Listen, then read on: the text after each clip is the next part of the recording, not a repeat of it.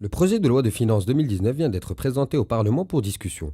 Nous vous proposons de revenir dans cette micro-capsule de 3 minutes sur les principaux éléments marquants de ce PLF. Au niveau des hypothèses retenues, le PLF 2019 table sur un ralentissement de la croissance du PIB 2019 à 3,2%, en raison d'une production céréalière qui serait normative avec une récolte de 70 millions de quintaux après une récolte exceptionnelle de 103 millions de quintaux en 2018. Quant au secteur secondaire, sa croissance resterait stable à 3,1%, tandis que le secteur tertiaire verrait sa croissance s'accélérer à 3,7%. Au niveau des matières premières énergétiques, le PLF 2019 table sur un cours moyen du baril à 70 dollars et un cours moyen du butane à 560 dollars la tonne. Ces niveaux marqueraient un arrêt du renchérissement de leur cours et une stabilisation en moyenne à leurs niveaux actuels, courant 2019. Au niveau budgétaire, les ressources du Trésor s'amélioreraient de plus 19 milliards de dirhams à 253 milliards de dirhams, grâce principalement à des revenus supplémentaires de plus 5 milliards de dirhams issus des privatisations d'une liste préétablie d'entreprises publiques, à savoir la Mamounia, la station énergétique de Tchahdarj, Biopharma, Sonacos, Marsa Maroc et Maroc Télécom. Une accélération de la collecte d'impôts sur le revenu de plus 3 milliards de dirhams. De l'instauration de la cotisation sociale solidaire à partir de 2019, assurant 2 milliards de dirhams de revenus. Du renforcement de la taxation du tabac, engendrant des ressources supplémentaires de plus 1,6 milliard de dirhams.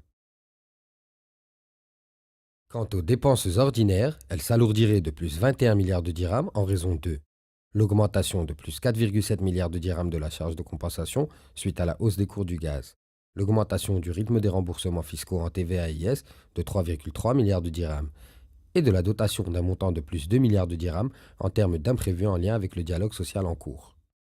Ainsi, avec des ressources de 253 milliards de dirhams face à des dépenses ordinaires de 243 milliards de dirhams, le solde ordinaire ressortirait positif de près de 10 milliards de dirhams.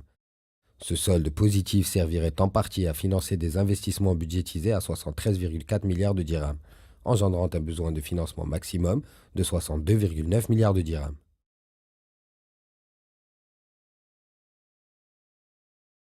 En 2019, l'enveloppe d'investissement se voit augmenter de 5,2 milliards de dirhams supplémentaires pour atteindre 73,4 milliards de dirhams.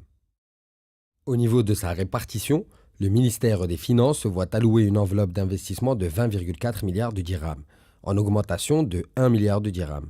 Le ministère de l'Agriculture une enveloppe de 12,3 milliards, en hausse de 1 milliard, et le ministère de l'Équipement une enveloppe de 10,9 milliards, en hausse de 0,5 milliard. Quant aux secteurs sociaux, le ministère de l'Éducation nationale voit son budget d'investissement augmenter de 15% à 6,8 milliards de dirhams et celui de la santé de 27% à 3,2 milliards de dirhams.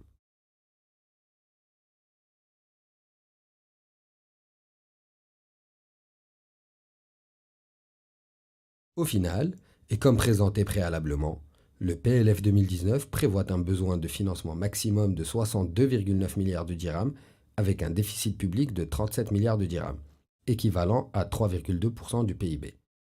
Ce déficit se verrait financé par des levées nettes internes moyen-long terme de 15,1 milliards de dirhams et via des levées nettes externes de 21,9 milliards de dirhams. En ce sens, le ministre des Finances a annoncé une sortie du Trésor à l'international au S1 2019.